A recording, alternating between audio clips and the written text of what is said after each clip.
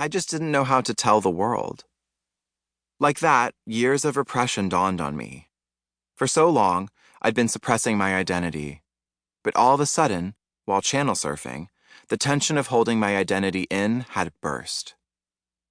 I went downstairs on that rainy December night, gathered my parents around the kitchen island, and came out as gay. My father's reaction was painful. My mother's fear rubbed me raw, but at least it was done. I thought the tension was gone. I'd had my one great setback and could now move on with my life. Your first back injury shakes you and throws your confidence, but it often mends quickly. Within a few days, you tell yourself that you're better, that your back is fine, that it was a freak accident and won't happen again. You ignore the gnawing pain that lingers when you lay down at night. And even though you're in denial about the severity of your problem, you change your behavior ever so slightly. You don't pick up heavy things. You stop doing sports or physical activities that you used to love. Those are only small sacrifices, right? And you're not really injured, are you? Going to the doctor is just a hassle, you know? It's easier to accept that you can't do certain things, that certain things simply aren't for you.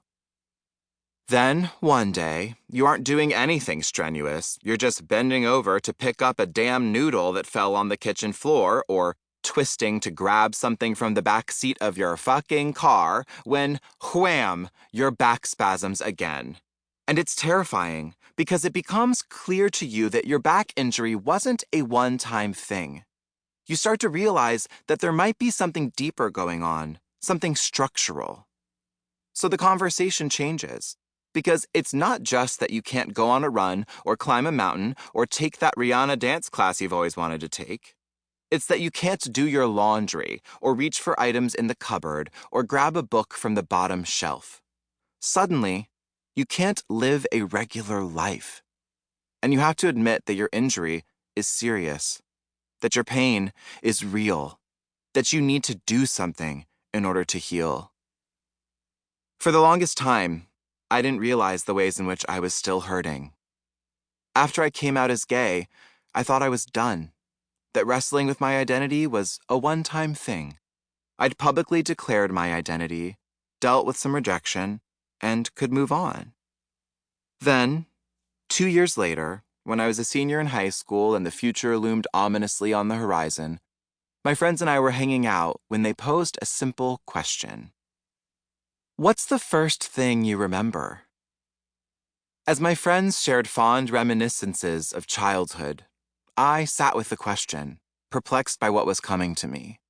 My memories all seemed to center around my gender, around feeling out of place, isolated, or disoriented in my boyhood. At the age of 18, just as I was entering legal adulthood, I realized that it was not normal for all of my earliest memories to be of pain and confusion. Hearing my friends share happy moments and struggling to find a fond memory of my own, I was overcome with pain. During the course of a normal conversation, my injury was unleashed.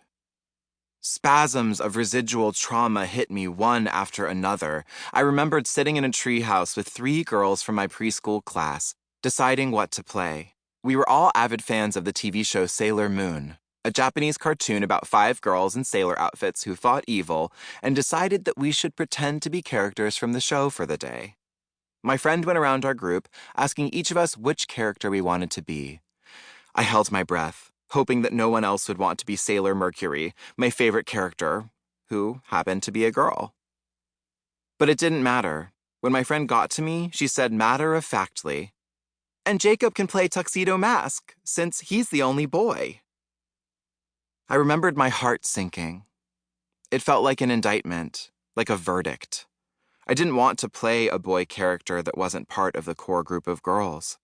I wanted to be one of the group like everyone else. But as the only boy, I had no choice in the matter. I couldn't play a girl. Feeling alone at recess, unable to be fully part of any group, is a prevailing theme in many of my earliest memories. Another spasm hit me, this time as I remembered dress-up time in kindergarten. For most of my classmates, this was a vital space in which to explore identity.